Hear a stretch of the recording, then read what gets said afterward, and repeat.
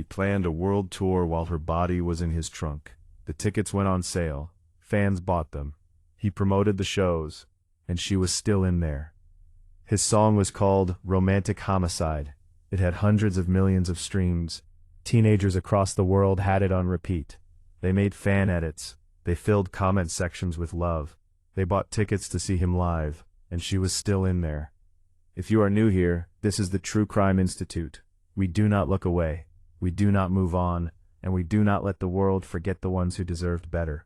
Subscribe, hit that bell, and stay with me, because this story is going to change how you see everything you thought you knew about fame, access, and who we hand our trust to.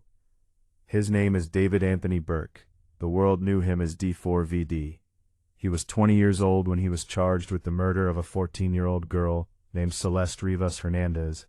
He was 20 years old, planning a world tour, building a fan base of mostly young people, and running a Discord server with nearly 40,000 members. And she was still in his trunk. His most famous song was called Romantic Homicide. He wrote it. He recorded it. He performed it. He smiled through it in interview after interview, while journalists called him a generational talent, and teenagers called him their favorite artist. And he has been charged with the murder of a child. That is the story we are telling today. Not his story, hers.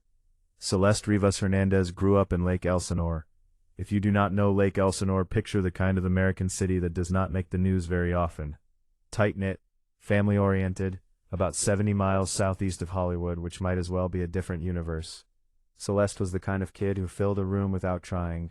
Thick, dark curls, a smile that showed up soft in every photo. She loved Hello Kitty. She loved singing and dancing. Every Friday night was movie night with her family. Her parents, Jesus Rivas and Mercedes Martinez, were the kind of parents who made sure their daughter knew she was loved.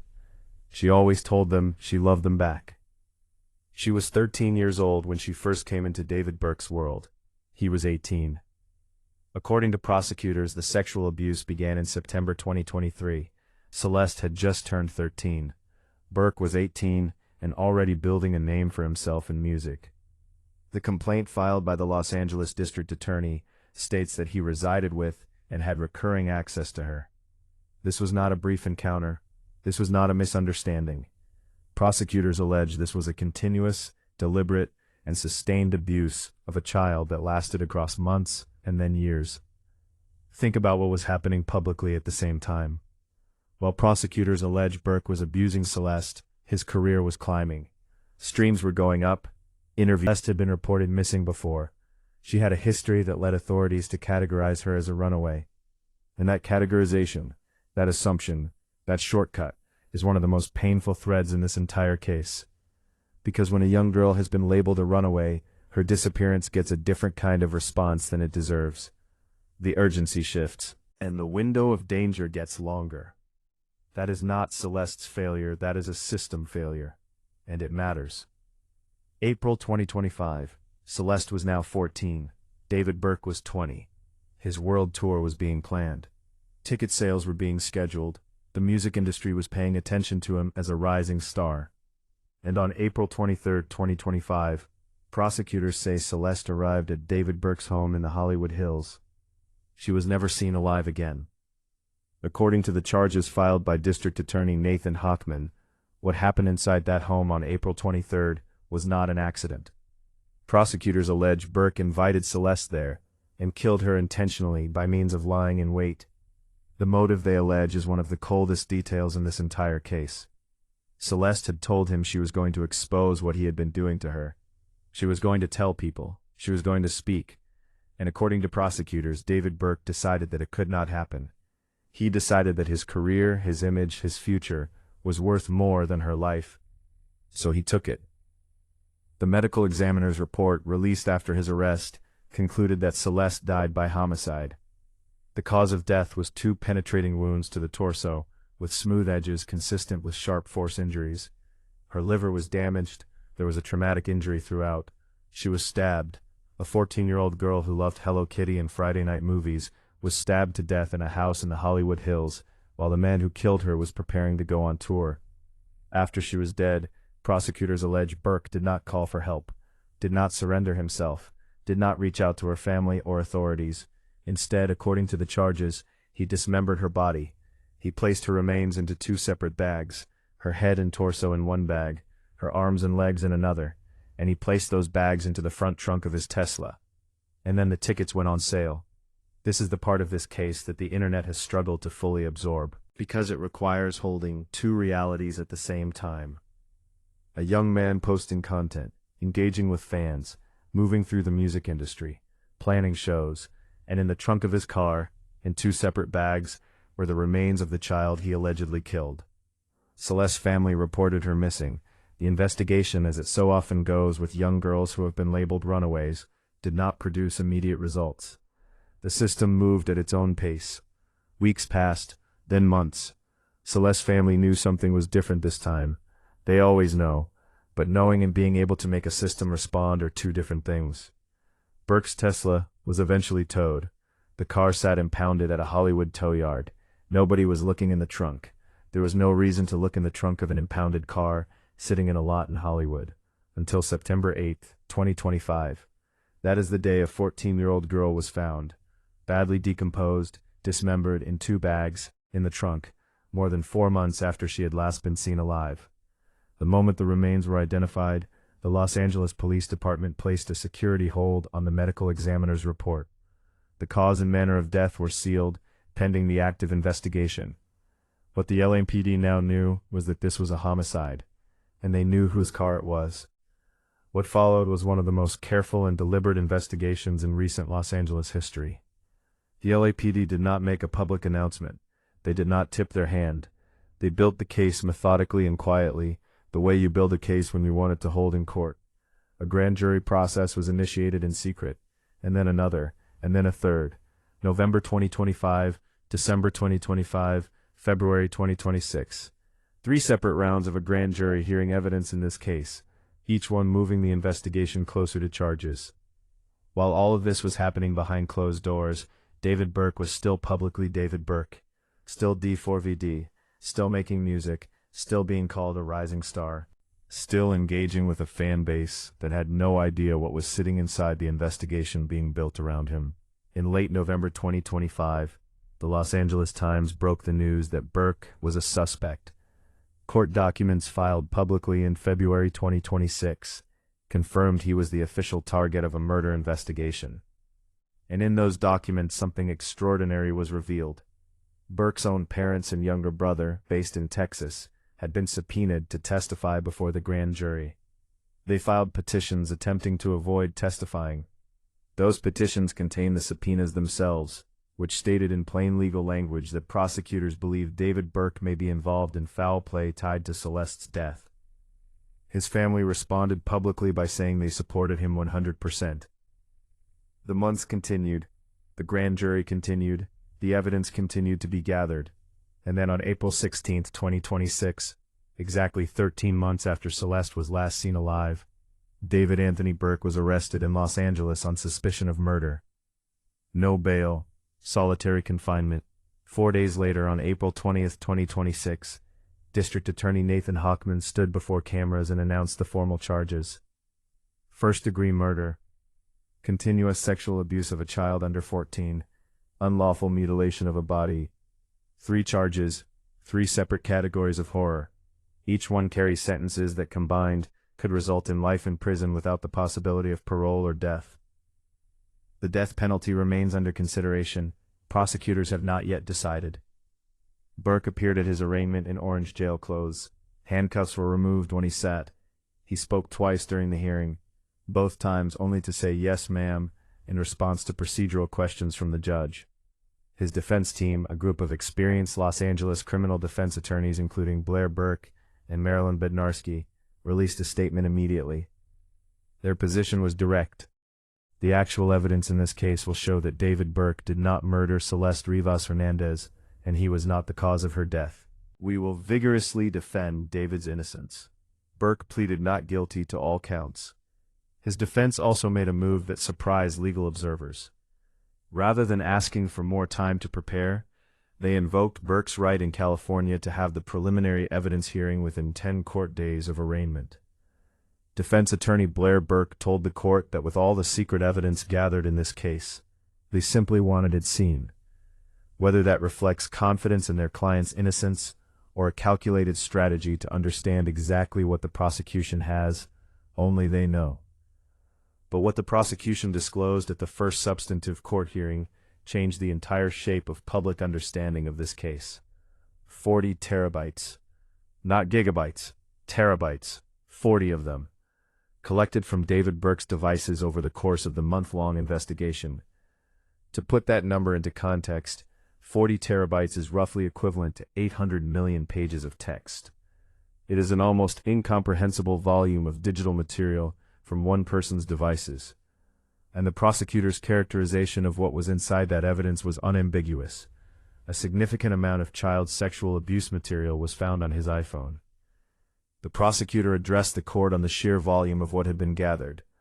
It is unlikely that there will be very much discovery provided within a standard period, given the voluminous nature and how long it's going to take to copy out the drives. 40 terabytes, from the devices of a 20-year-old musician, in a case involving a child victim he allegedly had contact with across nearly 2 years of her life. Members of Burke's Discord server, the community he had built and named D4VD's Closet, have claimed that Celeste and Burke communicated frequently through the platform. The server remains live as of this recording, with nearly 40,000 members. The digital trail, if the prosecution's claims hold, is not thin or circumstantial. It is enormous and sustained. On April 22, 2026, the medical examiner's report was released to the public. 2 penetrating wounds, smooth edges, sharp force injuries, injury to the liver, evidence of traumatic injury, manner of death. The body found in those 2 bags in that tow yard trunk had been stabbed before being dismembered. And on April 23, 2026, exactly 1 year to the day since Celeste had last been seen alive, Burke appeared in court again. The prosecutor noted the date out loud when she stood before the judge. Today it's been exactly 1 year since the death of Celeste. We're eager to set this case for trial. The preliminary evidentiary hearing is scheduled to begin May 1, 2026. That is the proceeding where prosecutors will present their evidence publicly before a judge for the first time. What emerges from that hearing will shape everything that follows. Now let's ask the questions this case demands. Question 1. How does something like this stay hidden inside public life? David Burke was not hiding. He was everywhere. Social media, interviews, fan communities, tour planning. He was one of the more visible young artists in his space. And prosecutors allege that during the entirety of this period, a child's remains were in his car, and the evidence of years of abuse was on his phone. The answer to how that stays hidden is not complicated. It is just difficult to accept. People who commit crimes of this nature are often not visibly broken. They are often charming, organized, able to compartmentalize in ways that most of us cannot imagine. The public face and the private reality do not need to match. And in this case, prosecutors allege they did not match at all. Question 2. What does 40 terabytes mean for this case? Evidence at that volume does not come from one incident. It comes from sustained, documented behavior over time. The prosecution has confirmed that child sexual abuse material was among what was recovered. What the full scope of those 40 terabytes contains beyond that has not yet been publicly disclosed. But that preliminary hearing on May 1st is going to begin answering that question, and the answer is not going to be easy to hear. Question 3. What did the system miss, and when did it miss it? Celeste was 13 when this allegedly began. She had contact with Burke across cities and venues. She appeared backstage at his shows. She was in his home. She was reported missing more than once, and each time the label of runaway followed her and shaped how much urgency her disappearance received. A 13-year-old girl does not become a runaway in a vacuum. She becomes one because something or someone has pulled her away from the people who love her. The investigation that follows needs to ask not just what happened on April 23, 2025, but what the years before that looked like, and who else may have known. Question 4. What does this case mean for young fans and the people who lead online communities? Burke built his audience on emotional intimacy, not an argument against fan communities. It is an argument for transparency, accountability, and the recognition that access and admiration are not the same as safety. Let's be precise about where things stand legally. David Burke has pleaded not guilty. He has not been convicted of anything. His attorneys maintain that the evidence will show he did not kill Celeste Rivas Hernandez. The presumption of innocence is not something that disappears because of public opinion or the weight of the charges. The preliminary hearing begins on May 1st. A trial date has not been set. This case is at its earliest formal stages. What is established as fact is this: Celeste's remains were found inside his car. The medical examiner ruled her death a homicide. He has been charged with her murder, her sexual abuse over the years, and the mutilation of her body. The investigation involved 3 grand juries and produced 40 terabytes of evidence. He is in solitary confinement without bail, and the preliminary hearing begins in days. What the defense will argue, what the full evidence will show, and what a jury will ultimately decide, none of that is known yet. That process is beginning, and the True Crime Institute will be at every step of it. But here is what does not change, regardless of what happens in that courtroom. A 14-year-old girl is dead. She was stabbed. Her body was dismembered and left in bags in the trunk of a car for months. Her family spent 13 months not knowing where she was, and the man charged with doing all of that was, during that same period, actively building a public career on music that teenagers loved and trusted. The name of the most famous song he ever made will follow this case into every courtroom, every headline, and every history of it that gets written. Romantic homicide. He chose that name, he put it into the world, and a court of law will now decide what David Anthony Burke is responsible for. Celeste Rivas Hernandez was 14 years old. She loved Hello Kitty. She loved to sing and dance. Friday nights were movie nights with her family. She always told her parents she loved them. She was a daughter and a sister and a friend, and she deserved every single year she did not get to have. Her family's statement, released through their attorney, was quiet and clear. Celeste was a beautiful, strong girl who loved to sing and dance. Every Friday night was movie night, and we spent wonderful times together. We love her very much, and she always told us that she loved us. We miss her deeply. All we want is justice for Celeste. 4 sentences, from a family who lost everything. They used those 4 sentences to make sure the world knew who their daughter was, not how she died, not who is charged with killing her, who she was. We owe her that same focus every time her name is spoken. True Crime Institute will cover every development in this case, the May 1st preliminary hearing, every evidence disclosure, every court date, every verdict. Because Celeste Rivas Hernandez was not a footnote in someone else's story. She was the whole story. She is the whole story. And we are not going anywhere until there is justice for her. If this case moved you, share it. Not for the algorithm, because Celeste's family is watching, and every person who knows her name is one more person who refuses to let the world move on without answers. Subscribe to True Crime Institute. Turn on your notifications. The preliminary hearing is days away, and this case is just getting started. If you are a young person watching this, please hear this directly. Fame is not safety. Online closeness is not real-world trust. And if something ever feels wrong, tell someone in your physical life. Not online. Someone who can actually reach you. I'm your host. This is the True Crime Institute.